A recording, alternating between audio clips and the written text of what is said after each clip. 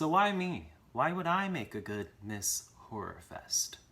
Well, I know all the tropes, and I'm more than willing to do them.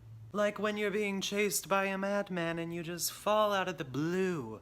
I'm willing to do that. We're almost there, come on! We can get away in time! Oh!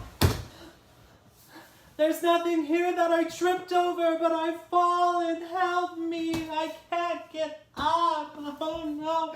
He's coming! I can die when my friends need an answer. Like, they need to know how to kill this unstoppable force. And I'm the only one with that information until the third act. Oh my god, you guys, Toby's dying! You guys, help!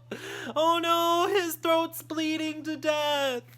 The only way to stop it is... Oh! Damn it, Toby! You always do this to us! How will we defeat it? No! Hell, I can even call out for help when somebody's in my house and I know that I've been alone for days. Hello? Is someone there? Help! Oh no, is someone there? Please, consider me for Miss Horrorfest 2020. You won't be disappointed.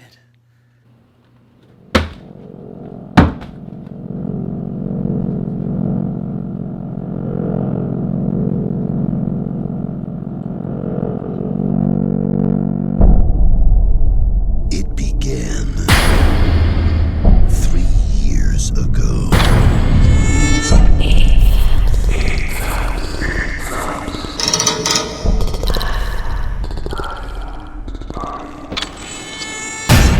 We know who you are. We've been listening. This year, we'll unleash your fears.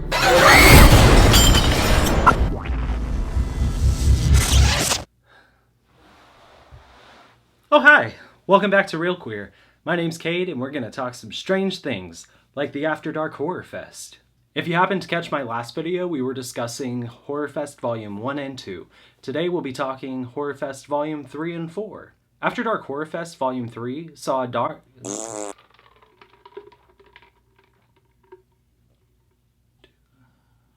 After Dark Horrorfest Volume 3 took a dark turn with a string of unhappy endings, and Volume 4 delved into the darkest parts of human nature. Today we'll be ranking all 16 films. Two sisters find themselves in a battle of first survival against both humans and the supernatural. The Graves. Indie films have a way of having like these very big ambitious ideas, and it's a shame that they never get the budget for it.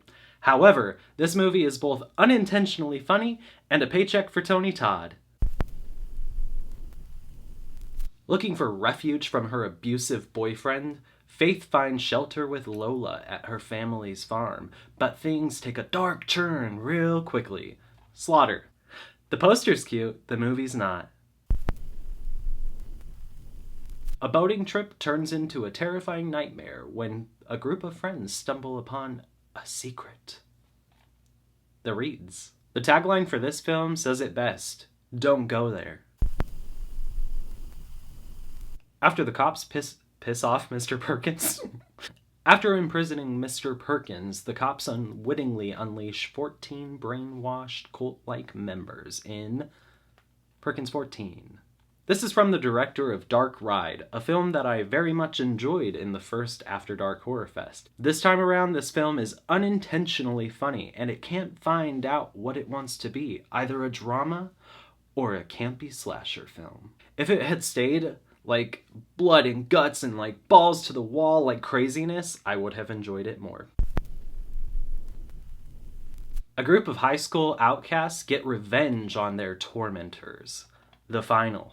Face it, we've all fantasized getting revenge on our high school tormentor, but I don't think any of us would have taken it as far as putting them in a saw-like trap. The final becomes torturous to watch as it runs longer and longer, and you don't know who to root for. This film probably would have worked better as a short film.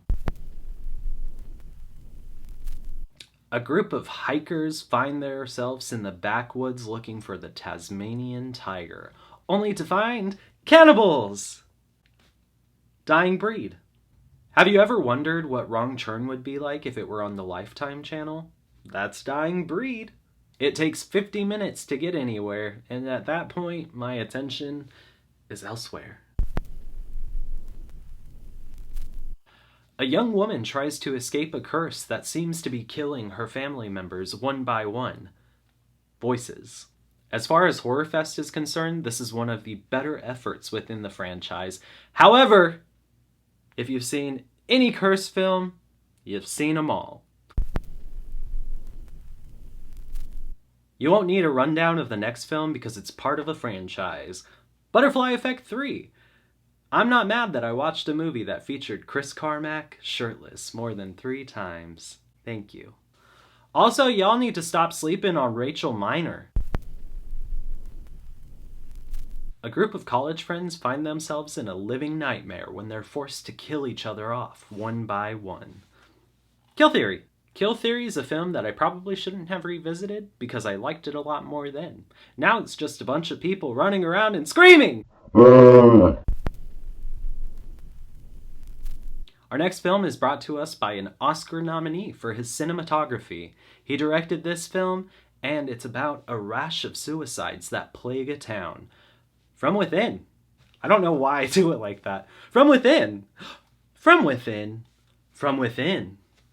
From Within plays like an adaptation of a young adult novel, but there's gore. This is one of the Horrorfest films that I actually thought was entertaining, so if you are sold on the idea of a young adult novel with gore in it,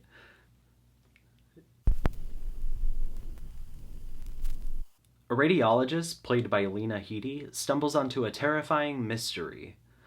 The Broken. This film plays a lot like Invasion of the Body Snatchers or Twilight Zone's Mirror Image. It's not as good as either of those, unfortunately. I'm going to contradict myself here because this film is both entertaining but extremely boring. I found Lena Headey elevated the material. There's a shower scene that's reminiscent to what we had seen in the movie Mirrors from 2008, and it's just got a ton of atmosphere. It's actually a pretty spooky movie, so check it out if you've got time. 3 college students set out to make a documentary about what people dread the most. Dread.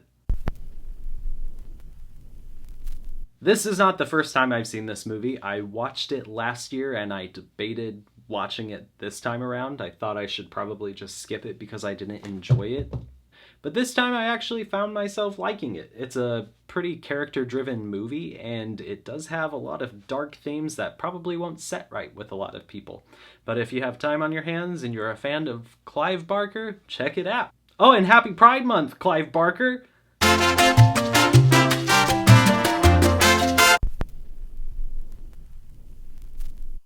A man fueled by childhood trauma inherits his mother's home after she dies.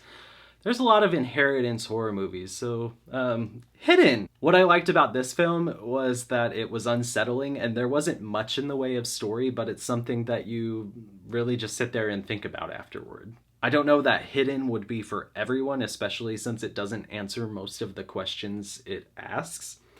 But it's a good film at the end of the day. I think you should check it out, especially if you like foreign horror films.